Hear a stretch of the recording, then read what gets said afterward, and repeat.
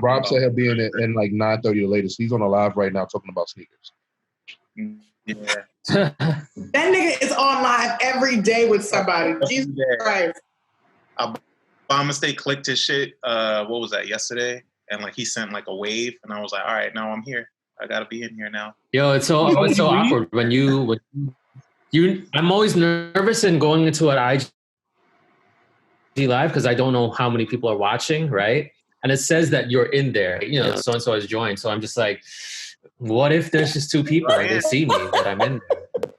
This is the new socially awkward right now. When I join somebody's live and it's only like me and one other person, I swipe immediately. Like at least one, I'm like, oh no. At least on Twitch, whoever's streaming, they have to click somewhere to see like who's in the chat. It doesn't say that you came in, so it's easier to go in and out. But IG Live is like, hey, I see you. It's like, I want to go. I really want to go right now.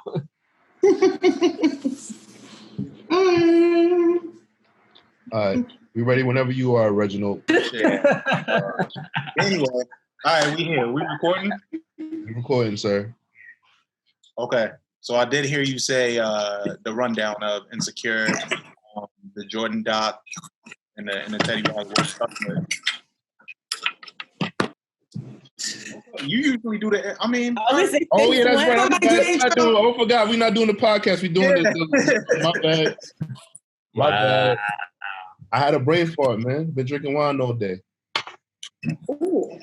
Welcome to Late Breakfast, everybody. I'm Torian B. And I'm First Class Reg. Welcome. We are going to talk about a couple subjects this week. We are going to talk about the versus battle between Babyface and Teddy Riley. We are going to talk about the past 2 weeks of Insecure. And we are going to talk about some topics from the Jordan doc. What's up, everybody? How's everybody doing? Hey. Quarantine. Good, you know, I'm inside and shit. Yeah, man. My mustache is growing over my lip, man. I don't like that. Reg, let it go. You gotta fix that. Yeah, I look like Yosemite Sam.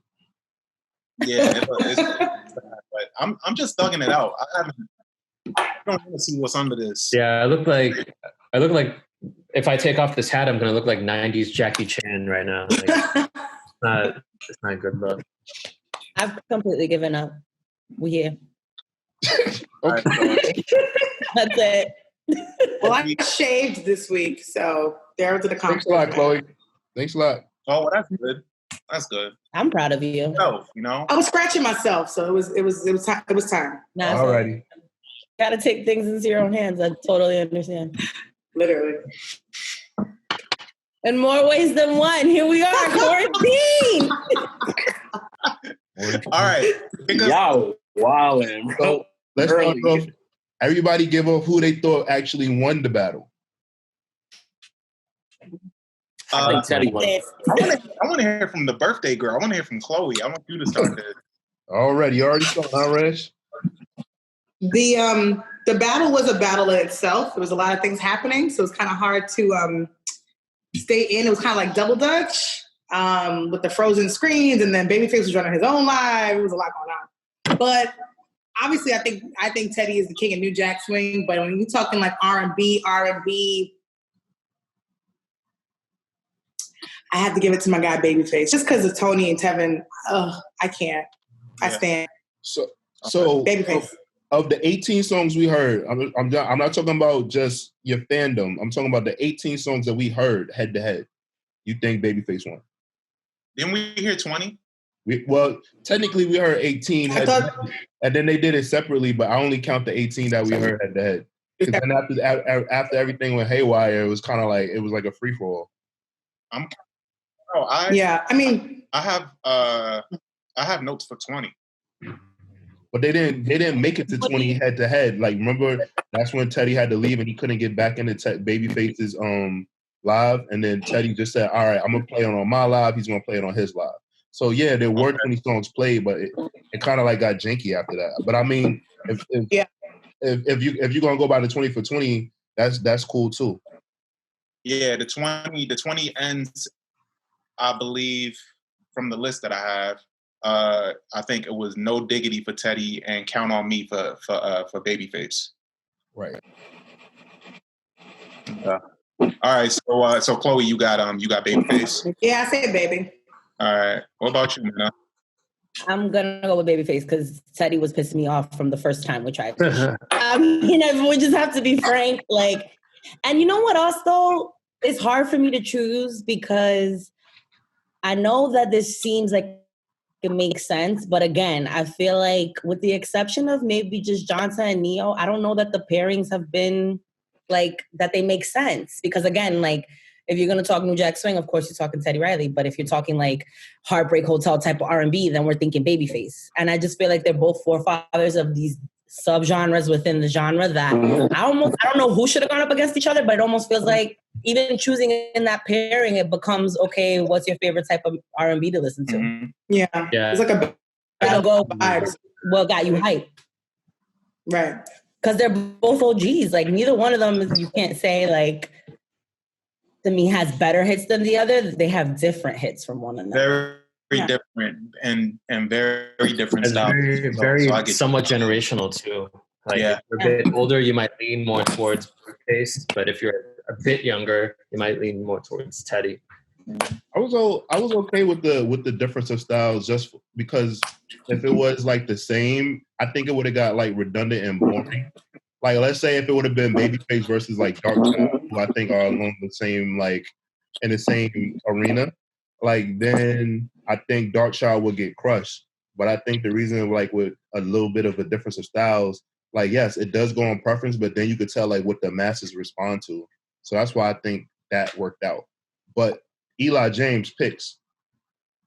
I felt like Babyface won, but to me it was close because I had a couple of rounds where I was just like, I don't know, I can't even begin to compare these two records. But I think at the end of the day, I really, and you know, like bear in mind, this might be my own bias coming in because like I've been listening to Babyface since I was a baby, but like nothing in common. But Babyface just has such a way with music. Like it's so just like there's so much depth to it. Even not you might not pick it up at first, but the more you listen over time, it's like, yo, this is a great record, like scientifically. Okay. So I feel like Babyface definitely edged out Teddy, but like Teddy's an OG. Like I can't even question his catalog either. Okay. Eli? I'm going with the records that I guess like I have the most connection to. Going into this, I was going for Babyface, but I gotta go with Teddy, man. Teddy had those Jackson records, and man, like I just have way more memories with Teddy records than I do with Baby records. So I'm just going off of that. Okay, so Reg, you want to go or you want me to go? I think mine to take a while. So you go. All right, cool. So for me, catalog wise, Babyface wins, but last night to me, Teddy Riley won because there were a couple songs that Babyface played, and I was just like, why didn't he like? It was just certain records of Babyface like that would have crushed Teddy that he didn't play. So I don't know if he was like really picking songs that might have been like his personal favorites versus songs that like he felt like would completely like hit. But like I just think that like you could tell like Babyface was kind of like jaded, like yo, like you're a youngin', like you're still like he kept asking Teddy Riley how old he was throughout the whole time, right? Yeah. So, like that was like really awkward to me because I'm like, well, to me, y'all both old, but like Babyface has like 10, 11 years on him. So Babyface was just like, how old was you when you made this? Was you in 9th grade? Like I was like, oh, like, yeah, I'm petty. That put points on the board for Babyface for me. That whole behavior, petty. Like, don't talk your shit, bro. To add to your point about the records that he chose, I feel like Face wasn't even really being strategic. It's like I just kind of view it from like a creative standpoint where, like this dude's been in the game for decades basically. And, over time, your taste in your own music that you're making changes. So there were a lot of records that he really could have played, but I feel like he didn't bite just because he just really genuinely wasn't fucking with that record. You know what I mean? Like he wasn't like Babyface was totally off like playing his club records, which he has too. Yeah. So, but he wasn't about that at all. Like he was just playing shit that he thought was high quality, and it was. Yeah. If we're being real. So for me, I actually scored it today with the list that I have, and I think it was a tie, like down the middle. I didn't like. I wrote down each track next to each other. I gave the score, kept going, whatever. And all the way at the end, I was like, all right, well, let me tally this up, and I counted, and it's literally a tie to me. My tie-ins with Babyface are like I'm close to the music, like James said. Like I've been listening to Babyface since like I was like really really young. His The Day album, the Cool and You album, the Waiting to Exhale soundtrack. Like he just has like a connection in my house that Teddy Riley had, but not on the same trajectory. But when I scored this and based off the songs that they played, it was a tie down the middle. I can lean towards that too. I can lean towards that. I think if we, if you want to go track for track right now, I think that would help. So off this list right here, Teddy played Right Here as WV. Mm-hmm. Baby played Love Should Have Brought You Home, Tony Braxton. Automatic KO. Automatic KO. Babyface got that. Second one, Make It Last Forever. As soon as I get home, Make It Last Forever wins. Mm-hmm. Just Got Paid, Rocksteady. Yeah, I give it to Rocksteady. Yeah, for a fact. Get You Home, Foxy Brown. Every time I close my eyes, I gave it to Get You Home. And that was I had a really hard time with that. That was a tie round for me. Every time I close my eyes, you got Kenny G on it. You got Kenny G. Mariah is singing background vocals. Mariah in the back. Period. Period. But I had to give it to Teddy only because like Teddy switched up the whole way this battle was going when he played Get You Home. Like, and it just, the way it just fit, and it's just a classic. Like I had to give. Somebody said on Twitter, I don't remember who it was, so if anybody remembers, please give them credit. But I saw somebody say that it's like Babyface forgot he was going second, and I think that you're opening it up, you kind of get to set the tone and the direction. And I feel like Babyface was putting what Sir James said, like bangers in his eyes or what he really has close to heart, but that doesn't mean it's a good rebuttal to the... Which is fine. I mean, whatever. But all right, so the next one was Piece of My Love by Guy versus Ready or Not for After That 7. was a hard one for me too. I gave that to Piece of My Love. Yeah. It was tough, but Piece of My Love all day. I had to. I this weighed really heavily on my heart because So I as speaking as a casual person just listening to music, I like Piece of My Love better. But to me, Ready or Not is just a better record, like scientifically. I just went with that. What's that? So what was next? We got I Like the Way with High Five, and then the next, versus Every Step I Take, Bobby Brown. I guess that's a Bobby Brown. I Want Her, Keith Sweat versus Can We Talk, Tevin Campbell. Can we talk? I Want Her is my shit. I know. No, like when he played I Want Her, I was like, you can't get no better than this. And then it did. Until Tevin. And then it did. But Babyface got that. And then you got I Like by Guy. Versus the way you see Karen White. It gotta go to Guy. Yeah. It has to, yeah. And mind you, I was just hype off of the fact that Karen White's name is even in this app. In this battle, yeah. She has one of my favorite voices in this genre. So I was hype off of her being in it. But yeah, Is It Good to You? Is just fucking Oh, and then Is It Good to You, actually, Teddy Riley versus oh, my bad. Yeah, I like him. I mean, yeah. Is It Good to You versus I'm Ready. I gave that to I'm Ready. This one was tough, but the next one was 6 Minutes, the show, Dougie Fresh versus Two Occasion. So that even happened. That's kind of what, that is the antithesis of me saying, did we do the right thing by putting these two people against each other? Because those are equally amazing tracks that should not have been in the same. Kim Chanel said it right on Twitter when she said she had PTSD from hearing that record from Teddy, and I was like, yo, this is like the fucking Saturday. And then you got City's Mind by Hov versus Rock With Ya by Bobby Brown. Gotta go Rock With Ya. Yeah, real quick, I think he thought that was gonna like trump, because that tells how like out of touch he is, because he's like, oh, it's a Jay-Z track. Nobody likes The City Is Mine by Jay-Z. Yeah. Nobody's like, oh my God, that's a killer Jay-Z track. He could have saved that one. He could have kept that. Like, all right, cool. You did this one. Yeah. He didn't even have to play that in my honest opinion. Yeah. That proved that was just a flex. He was just like, yeah, I got a record with Hov. Pretty much. That proved that Babyface didn't have a strategy. He was just playing songs because he could have played. Sunshine. But that was Teddy.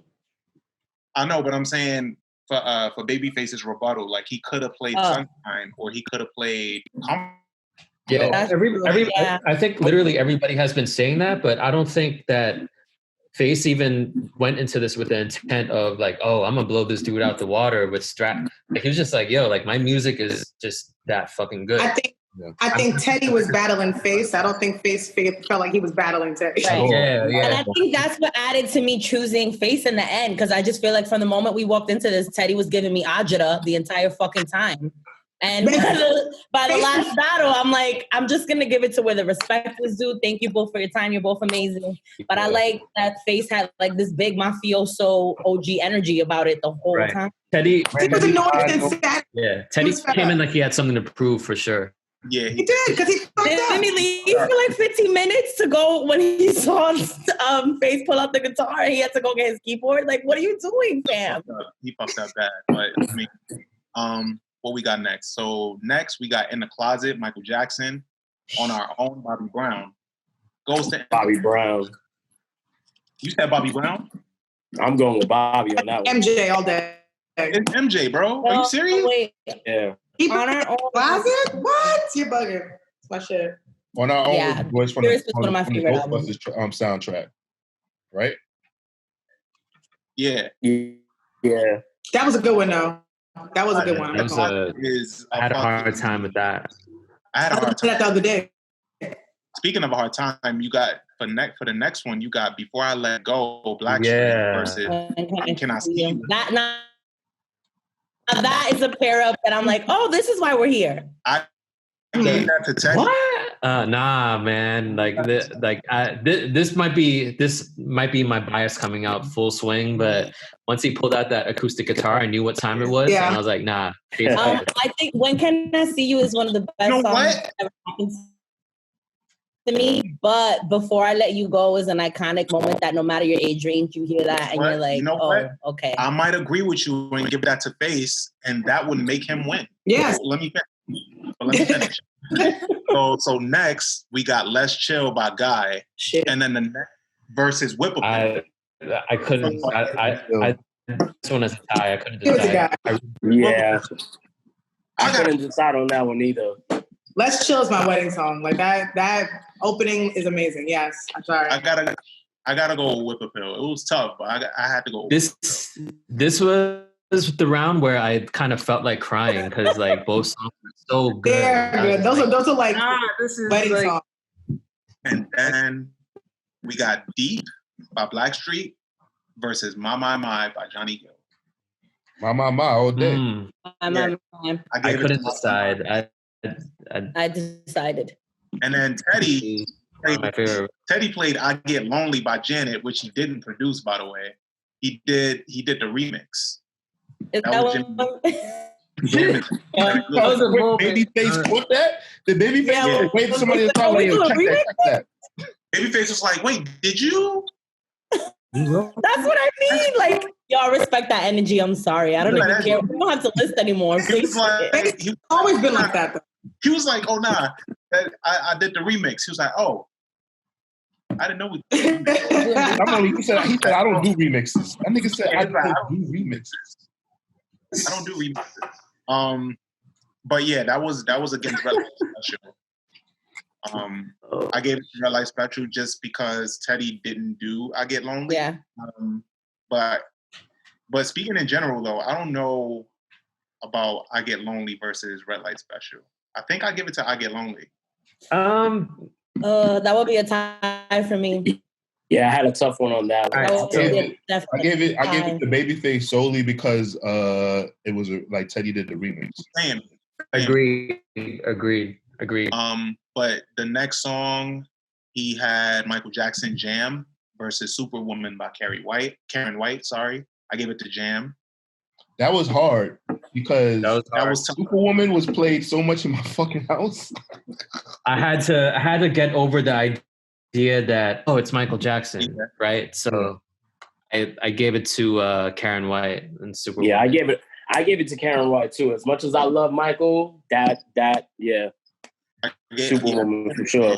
Mike has songs too, and to me that was kind of one of the I feel you. And then you got Rump Shaker versus Making Me High. This was tough for me. But I gave it Rump Shaker. See, again, that's a pairing that I'm like, why are you making me do this? Yeah, it was like I had to decide between what's better, a honey glazed donut or like an avocado. And it's like between Rump Shaker and You're Making Me High, really. But You're making me high. Man, the way that shit starts, it's just the whole entire love that song. Sidebar, Tony definitely like had her moment during this versus battle as well. I think that she did. For fact. He was coming for next in the comments. Yeah. And tweeting. She's gonna overcome bankruptcy and Oprah after this. I think she's gonna have a comeback. I didn't know she was so good. Like I would never picture that from her. Yeah. But she's always been kind of like this, like an enigmatic. She's kind of stoic most of the time. Yeah. Y'all ever watch the Braxtons? Yeah, but even on Braxton's, I feel like her sisters outshine her on the commentary, but I feel like that doesn't mean she's not capable of it. If anything, when you have a lot of siblings and like you get lost in the sauce, and I feel like this was such a good moment for her to just be like, I'm here, I'm paying attention. Like in general, this battle very similar to like I guess you could say to like what's another one? With Premier and RZA, this was when you saw like all the celebs who you love and respect, and their commentary and their energy around it made like you energized about watching it too. Y'all like Luther Vandals? Yo, I didn't even see him say that story and tweeted it. Wait, when he was like Robin era too. That was amazing. That was to a Karen White song as well. That was crazy. You ever work with Luther Vandals? They're all drunk at home. Have time. That's why. So wait, they're drunk in their home and they have time. Like that's it. So next it was Dangerous Michael Jackson versus I'll Make Love to You by Boyz II Men. This was apples and Boyz II Men. It's vibes. It's so weird. It is. That was a bad matchup. Gun to my head, I'm gonna go. I'll Make Love to You on that one. Yeah. You gotta put that gun to my head for me. It's a perfect record. Some of these decisions had me kind of like weighing out entire lifetime of listening to these records. You know what I mean? For me, I went with because I saw like there's one specific YouTube clip of him performing this that sold me. Know what you're talking about? I think it was the MTV Awards. Yep. And he's got the spotlight. Yes. So like and all the guys are up there. Yep, that's the one. So like I was like, nah, I have to go with Dangerous. Like I just have to. Like I have to see Mike. I have to see endless clips of Mike performing that. Like, isn't it all about nostalgia? Like I had two Boyz II Men cassette tapes stolen out of my mom's glove compartment, so I'm always go with Michael. Because it's special to me. But I think Michael created moments of like visual, like history with that song. Whenever he toured or his performances, and the MTV performance you talk about was like an 8-minute long opening. He opened that show that year. He was like married to Lisa Marie, I think, and that was like a moment. Like that is still footage that's run back. I'll make love to you is everybody's sex playlist, of course, or your wedding playlist, and it's obviously nostalgic because it touches a memory and a time.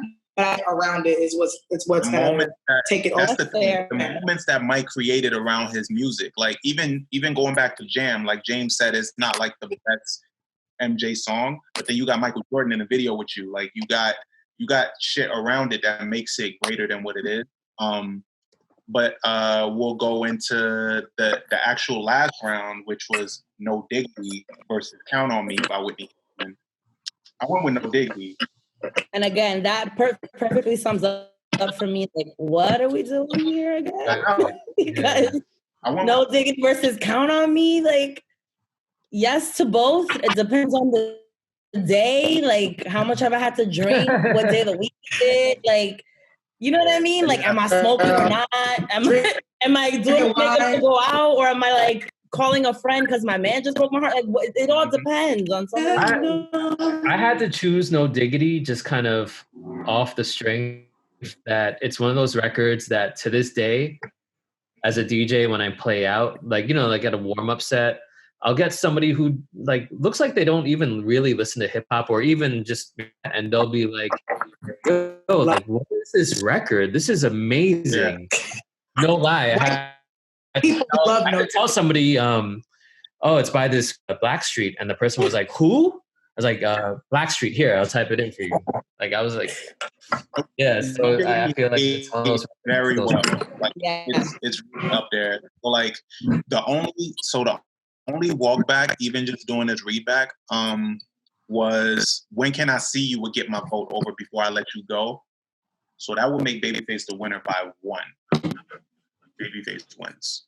That close. Yeah, it was incredibly close. It was incredibly close. It was an emotional journey, though. That is for sure. I saw somebody say like, yo, all Babyface got to do is hold up the Waiting to Exhale soundtrack and just basically. Because I was like, you know what? Like, I've always known that he did the whole shit, but like yesterday I was like, well, let me just listen to this again and check on Tidal to see who else was involved. But it's literally written, produced, composed by Kenny Babyface Edmonds, like every single song. It's like, holy shit. It's bananas. It's crazy. Do we think that this has any effect on, like, Teddy's always on tour. Babyface just be chilling in his house at this point. But do we think this has any effect on anything moving forward?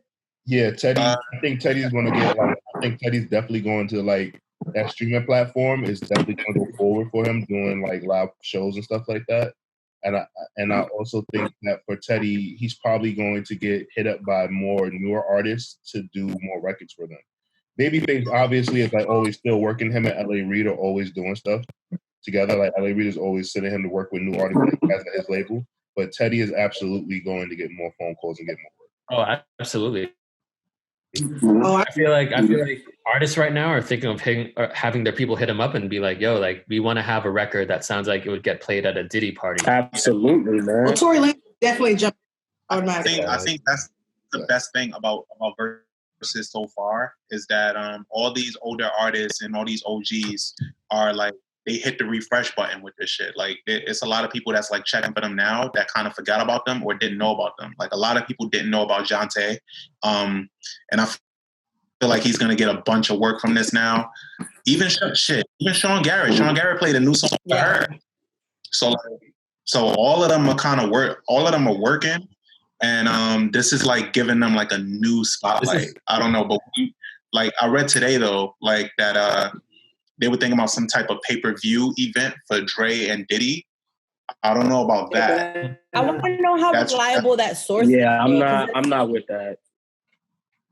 I've been seeing that everywhere. Like I saw it on what is it? The Roots? Yeah, the Roots tweeted that out. But D-Dot on Twitter, who basically works with them, and they kind of put him in charge of like I don't know, holding like keeping track of counts and votes or whatever. He specifically went out and said nobody said anything about pay-per-view.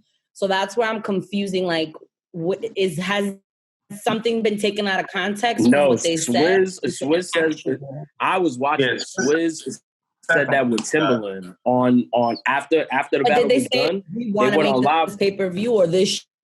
Yeah, he kept on saying it. He was just like, "Yo, we got to make this matchup like pay-per-view, pay-per-view, pay-per-view," and he kept on saying it, pay-per-view, pay-per-view, after over and over and over again. So it's like if they really trying to make people come out of pot this time, I don't think that's a really good look. I don't mind them doing that, but the only caveat for me is that they haven't proven that they can provide a high quality stream.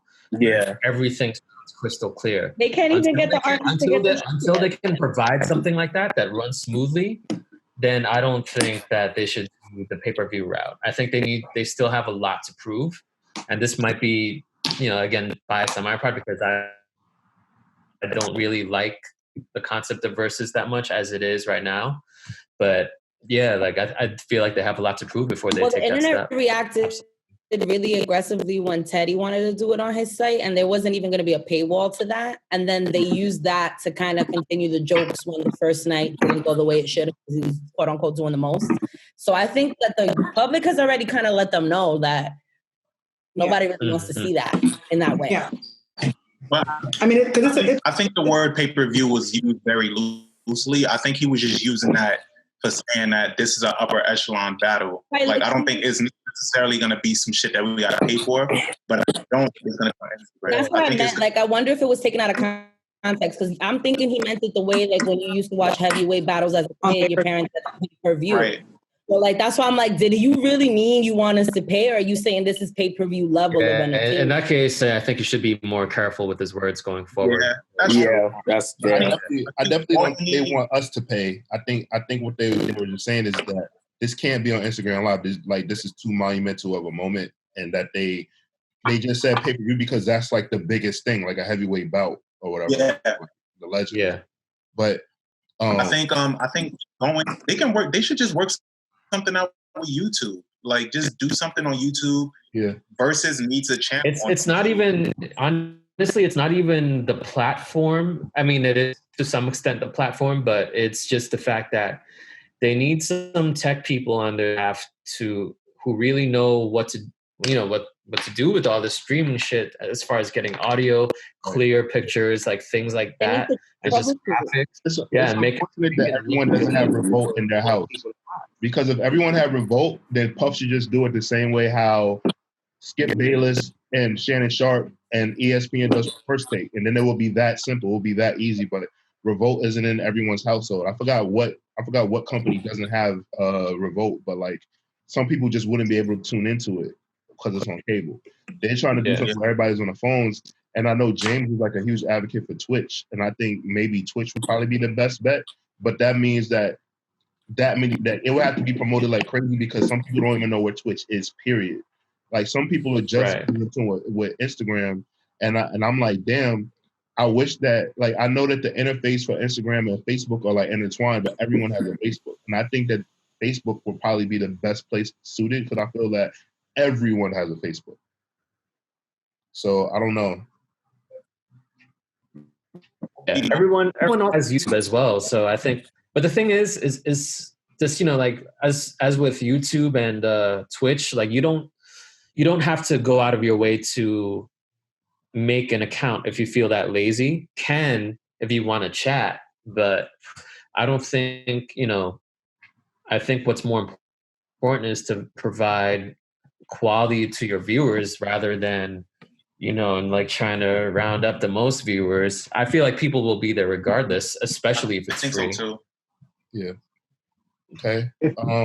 So Rez, you want to talk about Golden Dot next?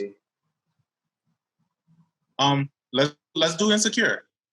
All right, bet. Insecure. Like what we want to go first with that, because there's a lot to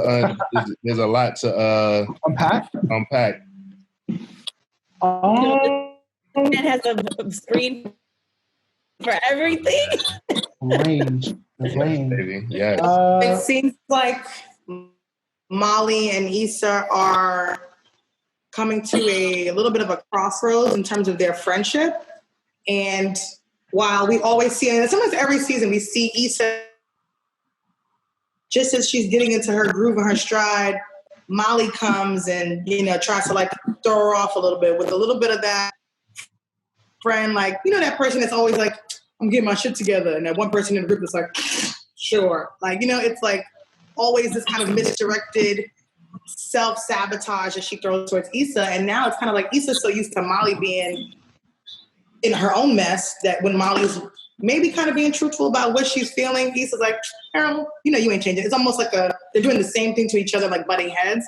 And I feel like Issa's showing so much growth and maturity. Like the fact that she even still wants to be cool with Shorty and knowing that she's dating yellow fuckboy Captain Lawrence.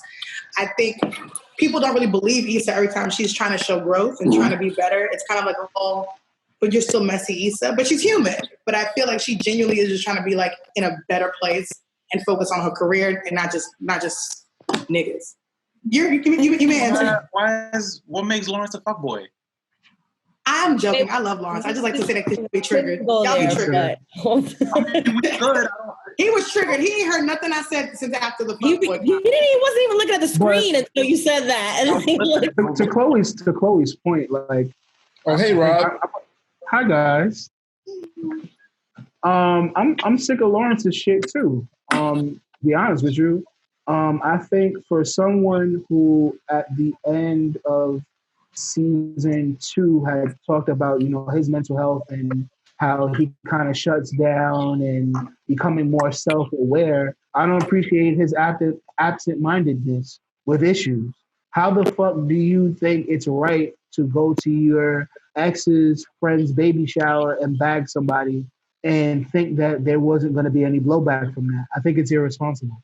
I think that bro, you're supposed to be on our side, man. No, I can't. Because we had to take that L. All right. Yeah, like right. Go ahead. Like, I think that for someone who's supposed to be showing growth, that's a misstep on his behalf, and I appreciate the fact that his friends, which male friends, holding him accountable, which a lot of us don't do that. We be like, yo, that's my man's, but that's not my man's.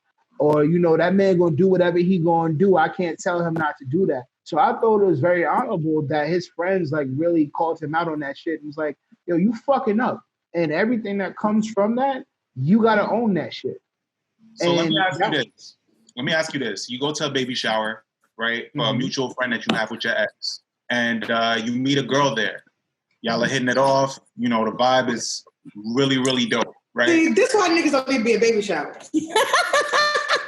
So the vibe is great. You and your ex, y'all have an understanding, like you guys are in a good place, but y'all don't fuck around no more. This is life moving on. You're meeting other people. Mm-hmm. You happen to meet this woman at your ex's friend's baby shower. Are you gonna deny this groove because she's friends with your ex? Yeah. Hold on, though. That's the thing. That was very. In what universe did you not ask the simple question? Who do you know here, and how are you invited? Like, in what universe does that not come up? No, but she didn't know Issa at that time. Hold on, guys. She was not friends with Issa at that time.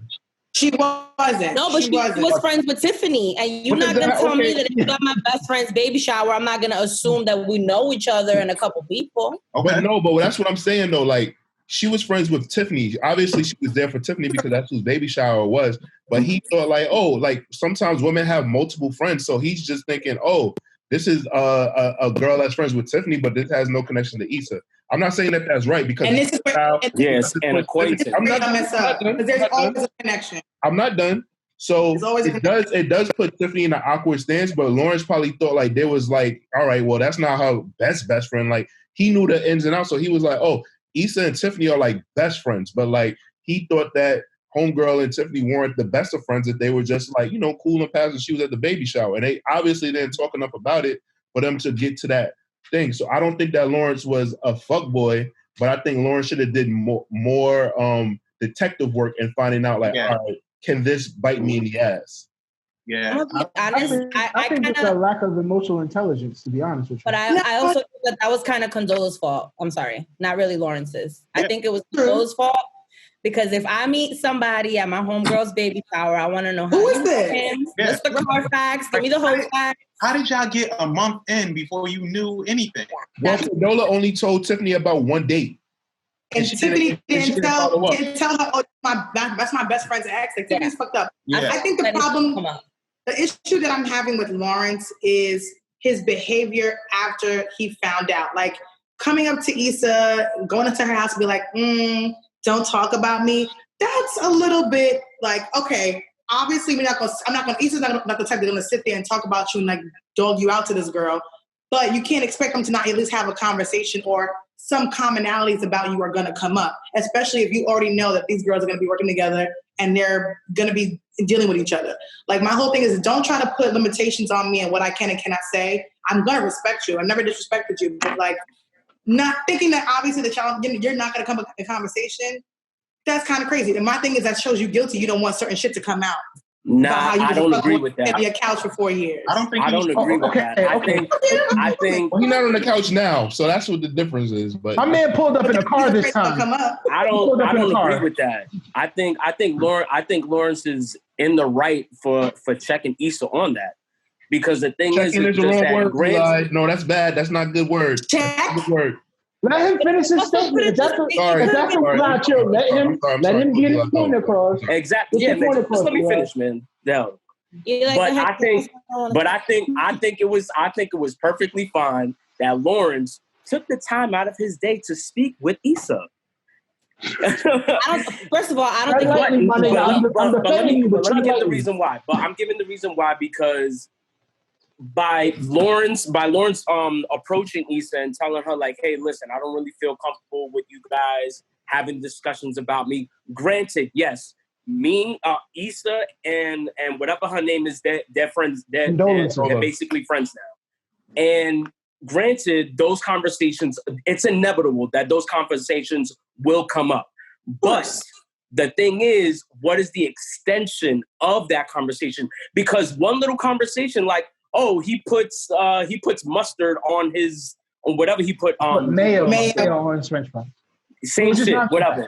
But the thing is, that small little conversation is gonna make you feel comfortable to say a whole bunch of other shit, and then that's gonna fuck up his relationship with the new shorty, because Issa wants to get in her mood, and then she's gonna be like, yo, fuck this guy, fuck this guy, that, because we've seen it time and time again. But that reminds that reminds me of Brown Sugar when Sydney's at the bridal shower for Dre and they're talking about their favorite things. No, she's answering all the questions about him, the trivia. Yep. Yeah, it's the same thing. And she looks and but I can understand where Eli's coming from. Issa moved on. That's right. So because they were best friends. They didn't date. They were best friends. They grew up as best friends. Right. Yeah, but Rob is referring to like the fiance and Sydney being the best friend and them both like kind of having that reason why I don't want so much about him. Yeah, there's a reason why I want my current girlfriend to be befriending my ex-girlfriend. I don't want a sense of insecurity with my current girlfriend to feel like she's not getting the opportunity to get to know me because my ex-girlfriend already knows me. I don't want her to have that feeling. Because he did say, I want her to get to know me through me. That's fine. Yeah. Exactly. And when he said that, he was just like, yo, I want her to get to know me through me. That was a bar. But I'm gonna tell you why I think that's different though. I think Lawrence was a different person when he dated Issa. He was down and out, and he was uninspired, and he's not the person that he is now. So I think he's ashamed of the person he was going through it that he was when he was dating Issa, and that's something like he doesn't want to be seen. Now you have some men that don't give a fuck because it's like they feel like they're the same person no matter what through and through, and they don't have that insecurity. But then you have some men where like they might have like grown since that relationship, and they only want their girlfriend to see their growth or care for their new girlfriend to see their growth. So exactly. What I'm saying is just that I think that was insecurity on Lawrence's part because he was like, I don't want her to know I was sleeping on the couch. I don't want her to know I was working at Best Buy. I don't want her to know that I was really, really, really sad and down and depressed. Like, I just want her to know how I'm up right now and everything is going good for myself and that I've always been this person. Right? And it was damaged. So that he can get to that point. Yeah. And that's some men's worst. Yeah, but nonetheless, if that's an insecurity with Lawrence, that's an insecurity that she should take. That should be within that couple. That has nothing to do with a third party. Okay, but she didn't get to that though. That's the thing. My thing is, her and Condola were already vibing and building before they understood that she knew Lawrence. What if Condola and Issa already had a bonding night weeks before that, and she was like, "Oh, and girl, my ex this, my ex that." She could have been dogged Lawrence out before. She's not even thinking about him on that level. Yeah, and he would have had no say so in that. I don't think anybody is like. I don't think we're not. Don't get me wrong. Like, I appreciate him for like coming to Issa being like, "Listen, I appreciate that y'all are cool." But I just think the whole like don't police me in my conversations when I haven't given you any reason to. Condola told him all that they talked about. It was light. It was airy. She said it wasn't deep. If you trust the person that you're building with and respect Issa and understood that y'all are at a good place, why would she sit there and dog you out? Especially if you know Issa's awkward ass, don't like shit to be uncomfortable, and she don't like confrontation. I think for me, that's all I'm saying. For me, I respected him doing that because he obviously felt the way, and I respected him speaking his mind with a person that he's familiar with and a person that he has history with. So he's only 1 month into getting to know Condola, and he likes it so far, right? The person that he's checking in with is a person that he was with for 5 years and he's most familiar with. So, like, to have that familiarity and go up to her and be like, hey, like, I know y'all are friends, but, you know, how about, you know, if you don't talk about me as much because I want her to get to know me through me. I think is he ain't say as much. You ad-libbing. He ain't say as much. Don't ad-lib. You know what you could do? That changes the tone, and that wasn't the tone. You know what you could do? You could not bag joints at your ex's friend's baby shower. You wouldn't have to have those fucking conversations. But you never answered my question, Rob. Would you? Okay, I would not, because I would go there on that type of time. Where it's not the would, Rob. Rob, we don't believe you. Yeah, we don't believe you. Wait a minute. You can play that good guy shit all you want, bro, but you know how you get down, bro. You're lying to my face. Hey, I want to say something about this that circles back to what Chloe was saying when she opens it up. I think that all of this obviously is great made for TV, right? But I think almost the story is going to be a lot about subcontext with how it reflects to Molly and Issa's relationship. Because I think in the bigger picture, what we're seeing on Insecure is that you could love the shit out of somebody as a friend and that could be family, but sometimes you grow in different directions. Yeah. And even in the way that Molly responds to Issa kind of feels like, I have it under control. I know what I'm doing. I'm adult enough to make my decisions. I have this new friend I like. I'm going to keep her regardless of, you know, yada, yada. And all of that is almost threatening Molly. And I think that Lauren and Condola might end up being like a fucking afterthought all the way into the season, when what we're really watching is how they interact as friends and who thinks knows better than the other and what it's going to mean for like their friendship. Well, I think because my poor sweet Molly. It's crazy how like people were like ready to write her off last week, but I saw a bit of emotion for her this week. We have to remember that Molly comes from a 2-parent household where her idea of perfection she saw in her parents' relationship. In the first season, she realizes that that's not so true. She also has an idea of what a perfect relationship is and what a perfect friendship is. And for her, it's her being in control. So when she's not in control of the situation, you can see it on her sleeve. That's one.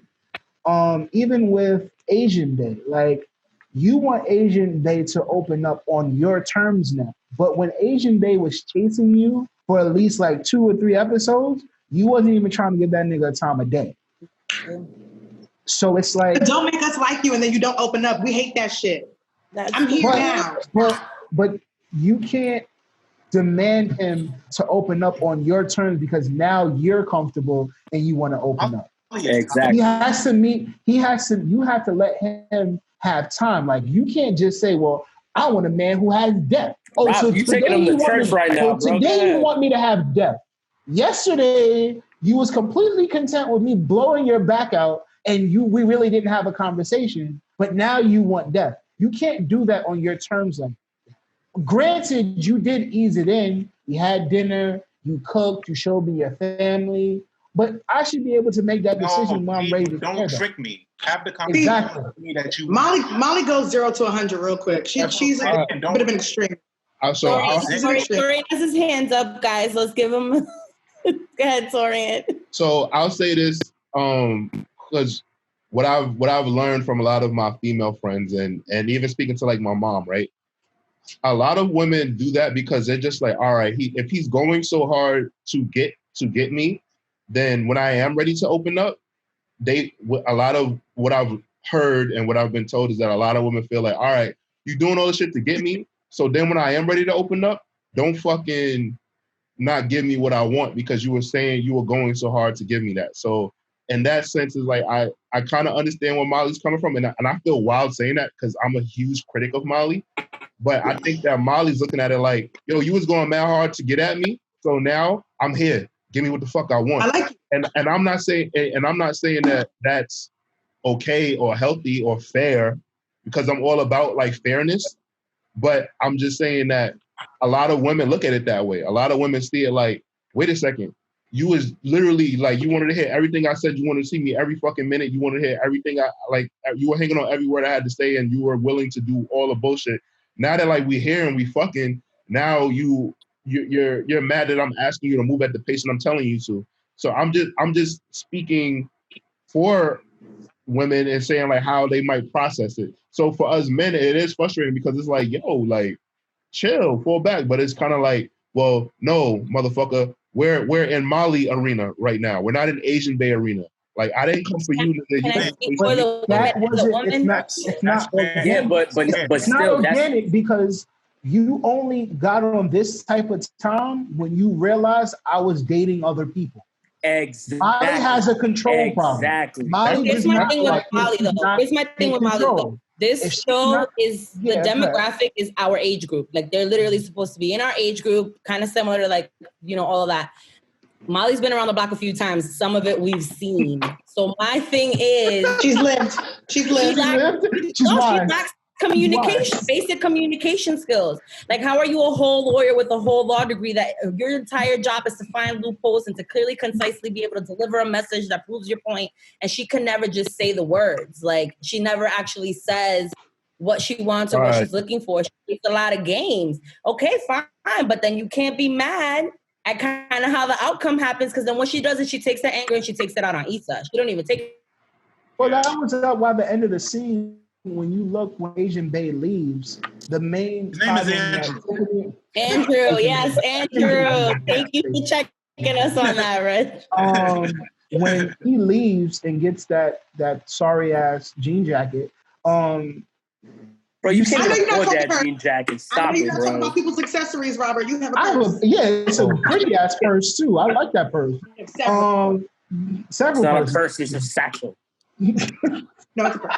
Anyway, the scene cuts to Molly eating dinner alone. That is Molly's biggest fear of being alone. If she's not in control of something, it bothers her. But granted, when her and Condolences and Issa is at lunch. Condola. When she shows up, I can completely understand where she came from of looking at Issa like, bitch, why did you tell her to sit here? Like, I had things to tell you. This was supposed to be our time. Learn better time management and learn better balance. No, learn communication. As my best friend, she asked you, should I tell her to leave? And Molly said, no, it's okay. But she passive aggressive. Be real with you. But you should know me that we best friends. You knew you were out of pocket. I didn't know that. We too old for that shit. Say what you mean what you say. Why would she know that? Yeah, but we never mean what we say and do what we supposed to. I don't know. For a lot of people. The problem with Molly is that she likes to control the chaos, and if she's not, then she has no problem telling Issa when Issa's being problematic. You can't hear it. Like she had no problem dating a man in an open marriage, and we never even know if that was true. Now all of a sudden, Issa's messy because she wants to be cordial and have a good relationship with someone who's now dating her ex. Like she just wants to always constantly feel like she's got the one up on Issa. The moment Issa seems to have a little edge, Molly has to try to like slit in and knock her down. And that's going to be their downfall because as we see last year when Issa blacked on her on her birthday, she's not tolerating the shit from Molly anymore. Yeah. Like she's really over it. And the fact that she has another friend, she's okay with letting Molly go because she's done it before. Yeah. And I think that's going to cause Molly to really break when Issa shuns her. I mean, well, yeah. I mean, we kind of saw that in that last scene when Molly took that phone call. It was kind of like, you know, Issa went off. She was playing around with the fly that was harassing her. And then when she came back, she asked her, "Yo, so what was that about?" She was just like, "Oh, it was nothing. It was about work." Obviously, she was lying because we all saw. But the thing was, I think we're starting to see that downfall of their relationship, where it's kind of like we're already used to each other at this point. I know your bullshit. You know my bullshit. You always try to, like, anytime I try to level up, you find a way to bring me down. So it's kind of like, you know, I'm used to you, you're used to me, but now I found somebody who kind of like uplifts me when I'm around. And that's the type of energy that I need to be around because I'm in a different point in my life right now where I'm trying to level up. And you, Molly, are staying stagnant because you just don't know how to control your situations when it comes to dating. But I think we also got a glimpse of Molly. Molly had a little bit of a breakthrough at the end of the episode too, because she was actually honest and told Andrew what her feelings were, and we saw that he actually met her halfway. Was like, "You right, called me my bullshit, and I was scared." And there was which was surprising. Which was really surprising. But I think they're gonna miss each other's growth because they're so focused on how the current perception that they have for each other and what their narrative is. I think Molly's gonna reach a little bit of growth and even be happy with this new relationship. And Issa's going to miss it because she's so used to Molly self-sabotaging. She's going to think like, you know, I'm not even going to recognize this new person. I think, and that's going to be the point of where they're going to have this internal battle of like, are we going to remain friends? Is this relationship worth saving when we're both in these new elevated points, but they don't necessarily meet? Mm-hmm. I want to switch gears with TSA Bay. We saw something that was very interesting. Of course, Rob wants to talk about TSA. I'm sure he do. Rob. I'm sure you do. Women on the timeline are toxic, bro. Here he come. Women on the timeline are toxic. I don't appreciate that what's between a man and woman in their bed and what that person may or may not like, he shouldn't have to be shamed for that. Now, I'm not saying that's my cup of tea because it's not. What have you been looking at? What have you been seeing? I saw when I was watching the episode, women were like, "Yo, this nigga's gay because he got a butt button, press a booty button," and I was like, "Are we really doing this right now?" And I was like, I didn't know this was still a thing. Like, it's not my cup of tea, but I thought it was interesting. Do you think we are at a point now where whatever happens between a man and woman should just be left at that? Do you think we're at a point where what? Well, Chloe already laughed, so obviously not. But because if it was a woman, you wouldn't be having this conversation because niggas roast women for what they do in bed all the time. I don't want to hear that. Your question, please. How did y'all feel about him having a butt button? What? Wait. What is it called? He called it a butt button. I didn't know that was what it was called. He said booty button. He said booty button. I was like, oh. Niggas is into what they into, man. I feel like do what you do in the bedroom. You know, a lot of niggas go through different shit. I mean, for me, no. Yeah, it's a no-go for me. Yeah, it's a no-go for me. But I don't judge anybody that gets off the way they get off. You know what's funny? That the Tia was reacting to him requesting it, but you didn't really see any grown women talking about, oh, and she did it too. You know what I'm saying? Right. Because women do about shit like that. Because women do a lot of things to please niggas in the bedroom that they don't go on the timeline and talk about, but niggas will surely get on the timeline and talk about some shit that a woman that they didn't like. It's just interesting to me. I feel like a lot of women hide a lot of secrets for a lot of men, and a lot of men that like are very like braggadocious on the timeline. And you know, I don't yuck anybody's yum. I just say what's not for me. That's good. Say whatever somebody else does. But I just thought it was really I thought it was really dope that they put that in there, but I also thought like, damn, like there's a lot of niggas on there that was like, shit, they know our secret. You know what I'm saying? Like because that's me. Right. Watch. I want to know how many women did that to their nigga that night. I feel like a lot of women. I feel like a lot more women than we know. But I gotta say, as somebody who grew up in the Sex and the City era too, which is also like an HBO show that touched on all of that stuff, it's not often that you see Black women and women of color talking about like the freaky shit you'll do in the bedroom. Like everybody made such a big deal when Gabrielle Union wrote the book that talks about what D. Wayne likes and all of this, whatever. But we're all human and we're all doing it. So I like that they brought it up. It was a joke. And then we moved right past it. Like she didn't have a 20-minute dissertation with her homegirls about, oh girl, he asked me to do this and da-da-da-da. You know what I mean? Like, it was just like, oh, we're all human beings that like different shit in bed. Because she and I love that. So wait a minute. Chloe, are you implying that if she didn't, this would have been a whole dissertation? She been tight. If that nigga got his off, if she didn't get hers off, hell yeah, we do. 100%. Once we come, we do anything we want. Pretty much. I love that I'm mature enough to handle this and seeing this on TV and knowing that people get off this way because high school Reg. I just wonder another thing. So you remember in what was it, American Pie 2 or American Pie 3? I forget which one, but like Finch was talking about like having like an anal orgasm. I think it was American Pie 3. When that nigga was talking about men having like orgasms from their ass, and I was like, oh, that's some white people shit. And then as I got older, like you find out like there's some niggas that like women to do it, and they don't feel like it's gay because a woman's doing it, and it's in the bedroom. It's with another. It's an act. It's just anatomy. Because it's an act with a woman, like obviously, like it's not gay. But you have to like trust that partner because you have some women that like after y'all break up, she be like, "Gay ass nigga, that's why I was plugging you." She gonna out your whole Amber Rose. So then that's like what a lot of men fear. But then there's some men who just aren't into that shit. Like they literally just want to penetrate a woman. They don't want nothing else happening or whatever like that, right? I just thought it was very interesting to like see like where we like because American Pie 2 came out in like 2005 or 4 or some shit like that.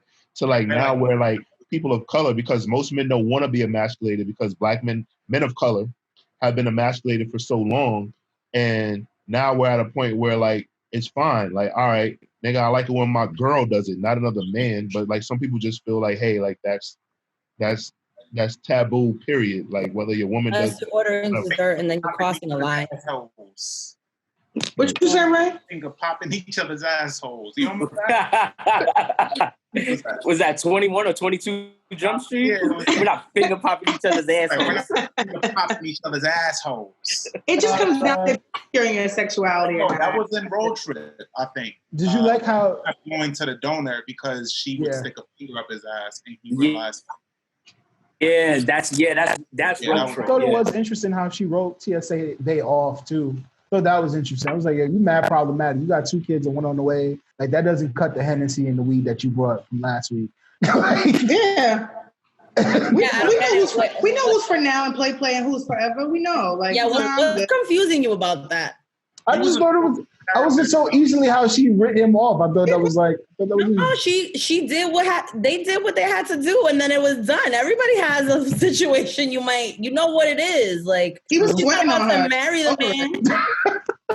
He was sweating on her. She was over it. Yeah. Points were made. It ran its course. In other words. Is that all you'd like to say on TSA, Bay Rob? Are all your feelings finished? I'm good. I have no complaint. Okay. Back to you, Chloe. So let's jump into the Jordan topic. So incredible the Jordan topic, right? Like Mike, there were a lot of people that felt that Mike was wrong for calling Scottie Pippen selfish. Yes, 100%. Because when Mike was calling him selfish, it was from a place of, yo, you got surgery, not during the off season. You got surgery right before the season started, just because you had a problem with management not paying you for something that you literally, a contract that you signed. So I went back and forth with Cozy. I went back and forth with Reek about it. And I understand that, you can't renegotiate any contract that you sign. But I felt with like that they had a mission because they knew that would be their last season together. And that was my point with Jordan calling him selfish. He was saying, yo, bro, you know this is our last season. Yeah, the Phil is going after this year. And you're sabotaging our season. And you should have got this surgery over the summer because it might take you longer to recover than you initially think. I don't think he was saying he was selfish for wanting more money. Mike was saying that he was more selfish for literally getting surgery in the beginning of the season. Yeah, he was just being selfish with his actions. Right. I don't think selfish should have been the word though. Right. I guess for me, like yo, you have poor timing. Like this isn't the time for this. Like this is our last season together. Like we're all breaking up after this. This is like everything goes into the season. And you pick now in the beginning of the season to have his surgery and then get your paperwork right. Yeah. I think he should have said like it's poor timing. Like nobody that's concerned with their money and getting their situation right should be labeled selfish. Right. And then also another thing what people don't understand is that 1 year Scottie was the highest paid player in the league before he got his big contract. He just wanted a lump sum of money and just wanted money over an amount of time to make sure that his family was good. Because back then, when players got injured and they didn't have contracts of length, they were fucked. Because then their next contract they'd be like, yo, you're damaged goods. We're not gonna sign you for the money. And the money that NBA players make now compared to then is literally like crazy. Like at that time, think about it. A ball player now gets $30 million for fucking 2 seasons. Back then, that was the entire salary cap. And up until 1996, Jordan was making the same amount as Scottie Pippen. It just so happens that literally Jordan changed sports. Like he literally was the biggest athlete in the world. So he deserved every dime that he was getting. So for me, I guess, like, yeah, he shouldn't have said that Scottie was selfish to the media because it's like that was kind of like in-house. But I guess in my mind, I'm like, that was a selfish act, but Scottie wasn't wrong for wanting more money. But Scottie should have known, like, all right, how the owner is, he's not going to pay Scottie until, like, it's time to re-up. And then Scottie wound up getting his money, and Larissa Pippen made sure that we knew that. Larissa was like, nah, we ain't broke over here. But Larissa, my bad. I'm sorry. Larissa. I apologize. I'm sorry. But speaking of her, people also dropped photos of like early Scottie and Future. They kind of have some resemblance. Same nose, bro. She has a Hey, do you remember that kid that was running around saying in New York saying he was Scottie Pippen's son? Taking pictures? No, nobody gives a fuck about that story. You always remember the scandalous shit.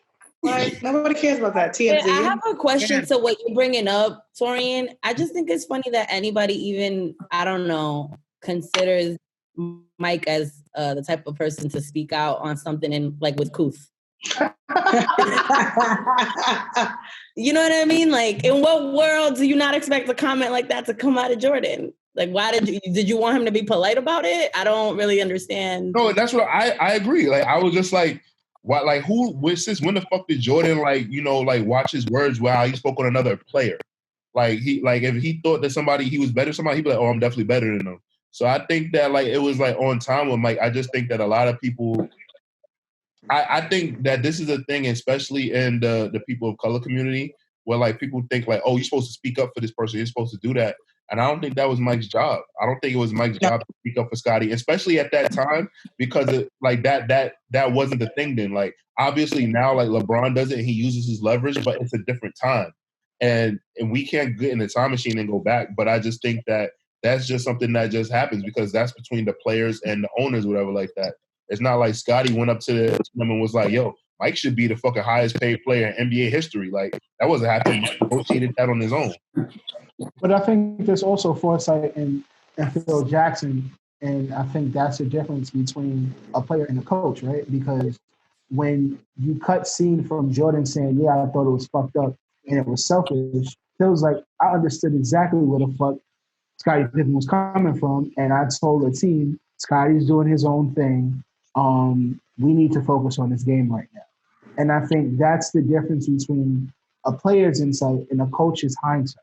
Like, this is like, you have to understand that you're saying this from the fucking mountaintop. Money is not an issue for you. Like, not only are you getting money You're the best, like to Skip's point, you're the best shoe salesman at that time. Not only is your sneaker selling, you're on fucking Wheaties boxes. You got a fucking Gatorade contract, a mile fucking long. Nigga, you not worried about money. Right. This nigga is the sixth paid player on the team. And you pass him the ball all the time. Like, what are we talking about here? Yeah. Like, you shitting me. Like, he got a lot of kids. If Dennis Rodman did the same exact thing, would Dennis Rodman have been deemed selfish? He was already deemed selfish back then. Yeah, like no, but I'm just asking. I'm feeding him a lot of things, actually.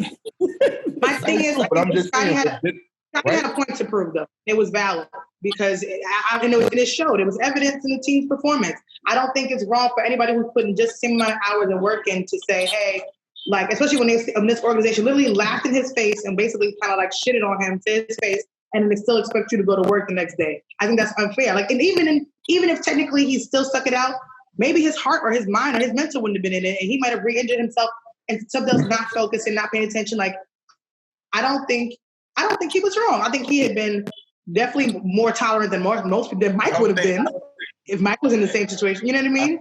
I think he had a point to prove, and I was happy that he made it because it was evidence and it showed. He stood his ground, and he put, I guess when you label it this way and when you think about it this way, for what I'm about to say, I guess it can be called selfish because he put himself first in that moment. And right? I'm okay with that. Every time we're putting himself first, you're putting your family first. So that's not really selfish because he had a lot of shit that he had to get right. Just from that. And like he took what was it, 7 years, 18 mil? Yeah.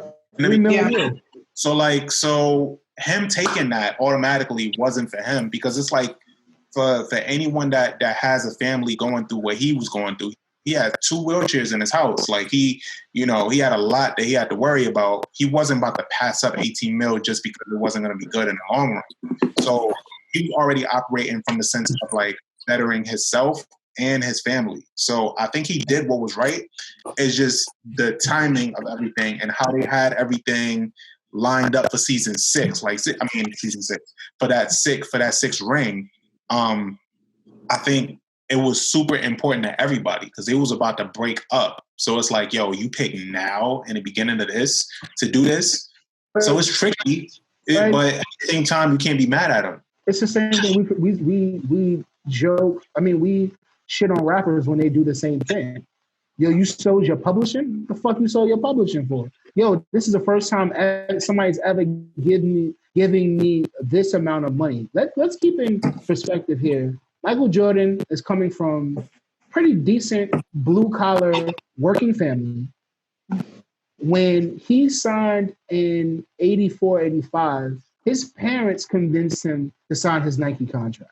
His mother told him, his mother and his father had a meeting with Phil Knight and Bill Bowerman who signed him. He was already getting money. Fast forward a couple of years later, my man Scottie Pippen is a fucking equipment manager and a walk-on player. So that confidence and that degree level of betting on yourself has never been there. Mm-hmm. It's never been there. So you can't tell a man who pretty much his whole life didn't think he was going to get to this point that, yo, you should have took more money. Like, I think the power of Jordan to make players around him better, that's why he took that confidence, was like, yo, you need to pay me more. Because I see the contribution.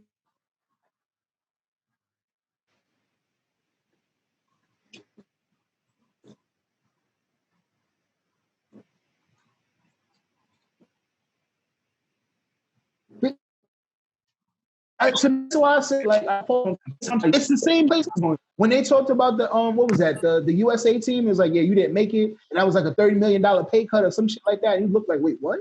It's the same shit. So it's like, I don't want to hear that. Like, Jordan could have stepped in, but then again, we see how Jerry Krause was. It was like, my nigga, it's like talking to a brick wall.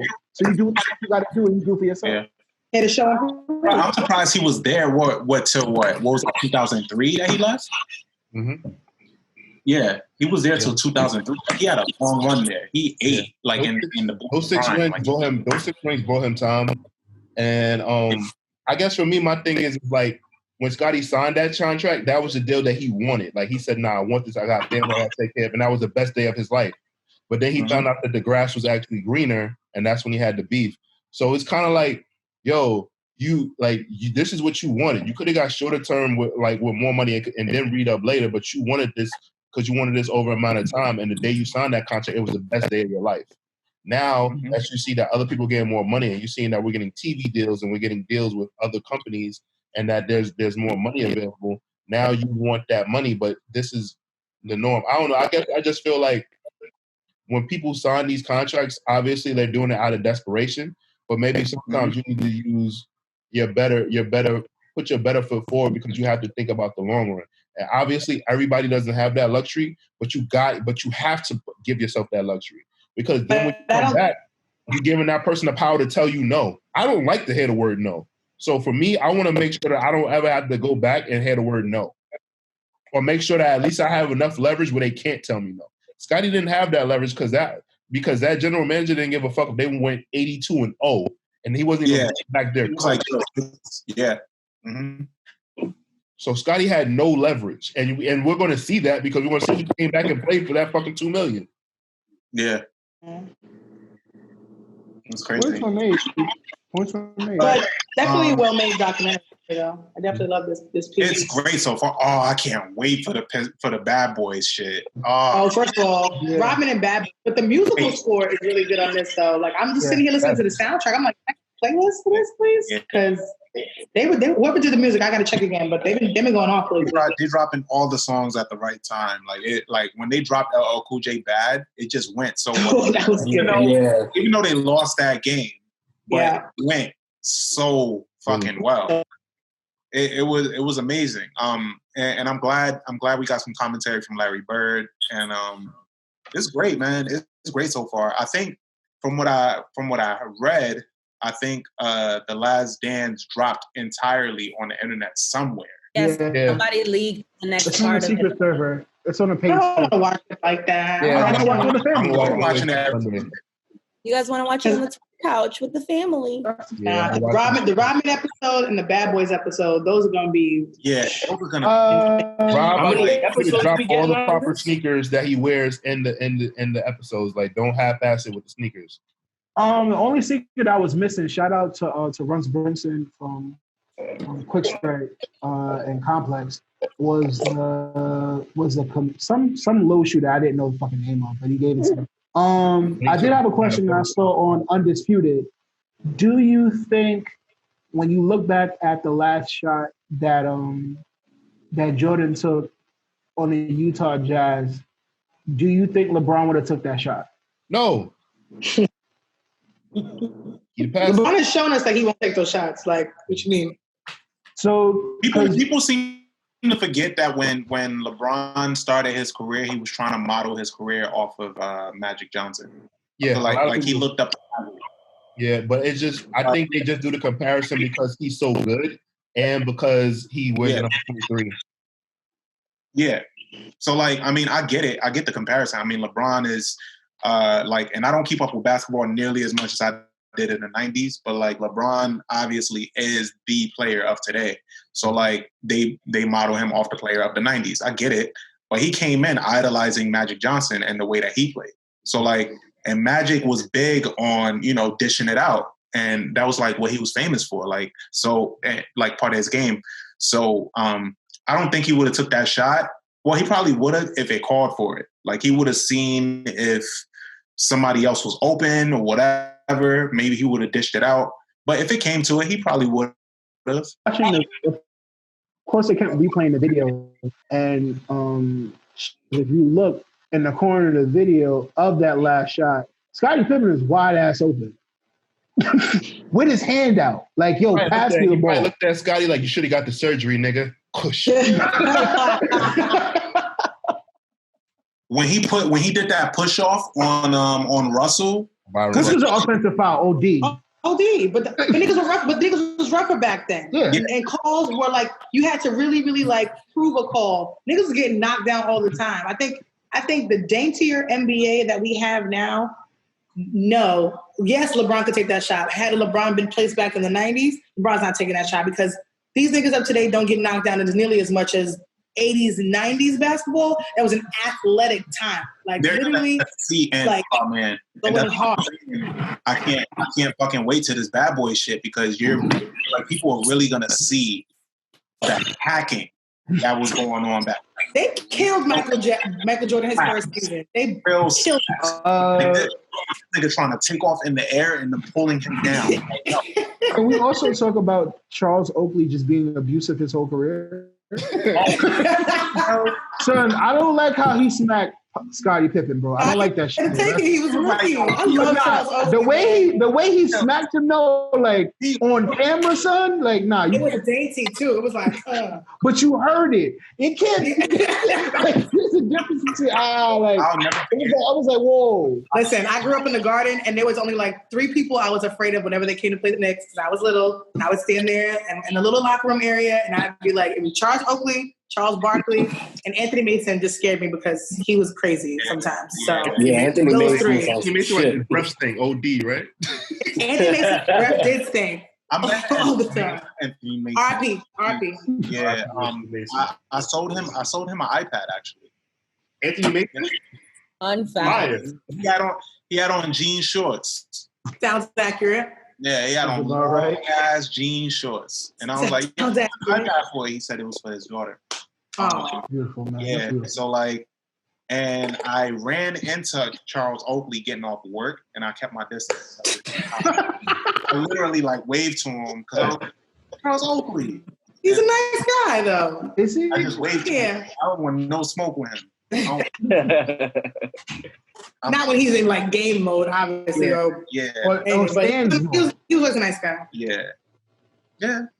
I mean, I don't know if I know I'm looking forward to the Bad Boys shit, and the way that they're rolling it out, it looks like every episode is kind of gonna focus on different players. Like if Dennis Rodman, I can't wait. Yeah, I can't wait till they get into that Rodman shit. That Rodman episode's gonna be insane. That man gave us footage for decades. Yeah, insane. Like, he was doing shit that I couldn't comprehend back then. Like I remember he was didn't he married Carmen Electra in a wedding dress. Yeah. Yes, he did marry her. I mean, he was ahead of his time. He was ahead of his time when it comes to like sexuality is a spectrum, and you know, even Dr. Thugger being in a dress on an album title, like that's all because Rodman made it okay to be like badass motherfucker in the dress. Rodman had a belly button ring in '96. Like he's wearing crop top, and now nipples pierced. And now Cuomo has his nipples pierced. It was like if Prince played basketball, like straight up, like he was just on some like I'm gonna dress however the fuck I want, and I'm gonna still get the bitches, and I'm gonna do whatever I want, and I'm gonna win these games. Yeah, I'm gonna win these games. Exactly. I really want to see what was that when we get to that Rodman episode. What was that switch where he was like, "Yo, I'm gonna do whatever the fuck I want." He had that. Because that transition, even when he was did, playing but that transition from like Detroit to Chicago is compared to Houston. That is crazy, and no one like if you follow media wise, it was just like, all right, you went from being this junkyard dog, a madman, and the defensive player of the year in Chicago. Like it's one of the best defensive players we've ever seen in Chicago. He'll score 2 points, but he'll have like 38 rebounds. Yeah. Like that's give it up. Like, and then he would change his hair color at halftime. So I'm just like the range, like literally, if when the Bulls was going to the playoffs, a conversation in my house would be, I wonder what color Rodman's hair is going to be, because for the playoffs he switched it up, and especially for the finals, like he switched it all up. green, pink, blonde, blue. The leopard, cheetah, the leopard spot. the leopard cheetah. Like how many basketball players do you think had a glam squad on retainer? Like, you know what I'm saying? Like, he wasn't doing that by himself. He didn't go leopard by himself. Minus the fact he had a shoe deal as well. Oh yeah, he had a Converse deal, but he was wearing up tempos as well. Yeah, so tempos like was a big move for him too. And I mean, you know, he wore nipple rings, so Cuomo could wear nipple rings outside now. So like, you know, mesh shirt. Mesh shirt. Nigga did a movie with Jean-Claude Van Damme. Word, he really did. The only American to go have conversations with Kim Jong-un, okay? Yo, I totally forgot about that. They love him over there. They like adore him. He's like a god. And keep in mind, fashion icon as well. Because if you look, he was the only basketball player since probably LeBron, who was in premier fashion shows as a player as well. Mm-hmm. Like you look back, he was wearing some of the most fashion forward styles in fashion of that time. The Tom Fords, the Kim Jones, the Louis Vuittons. Like he was an icon in his own right, in and outside of basketball. Yeah. The women. I think that episode is going to be incredible. The women he dated, him being in the headlines for other things besides basketball. Like, yeah, he really set the tone. But that entire team as a whole, like Jordan was the first athlete that people saw with bodyguards.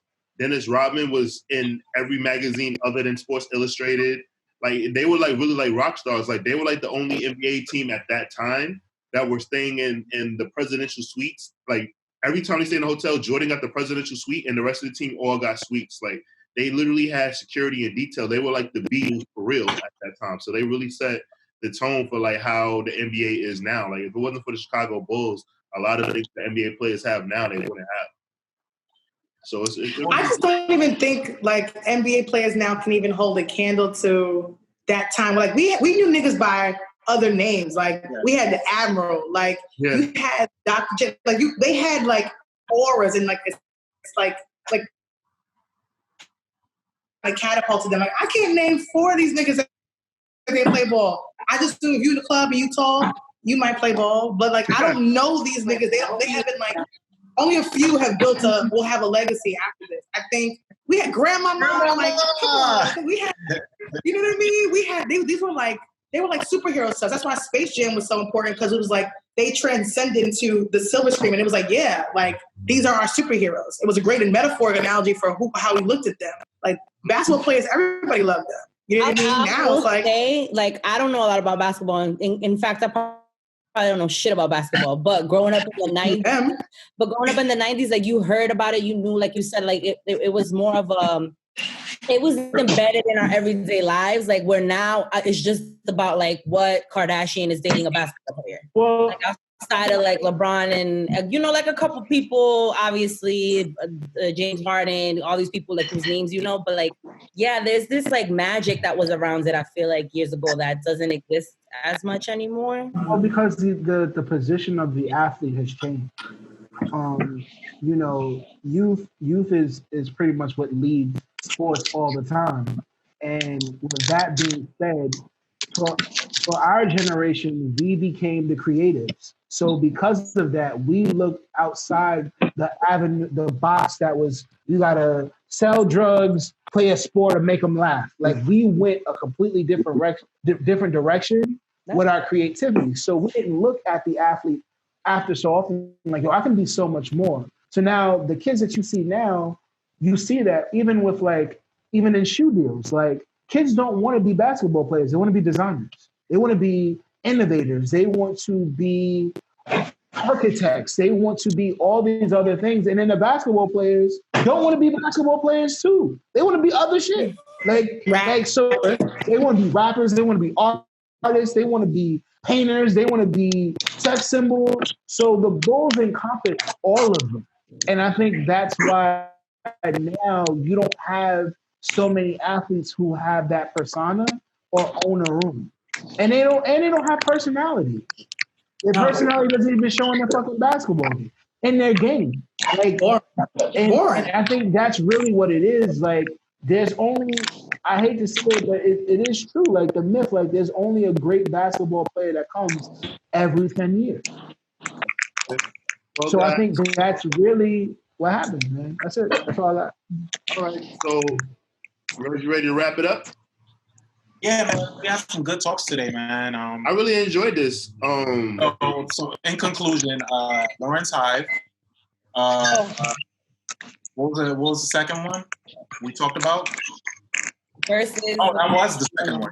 Lawrence Hive, Babyface won, and we're looking forward to the rest of the last dance, man. Next week is the Bad Boys. I can't wait for that shit. Yeah. Also, side note, Black as Fuck on Netflix is funny as shit. Funny as shit. You know what? It's so. Oh, hey, Julius! Hello. He's coming in like a genie in a magic bottle. Like, what's going on? You gotta EJ me the right way.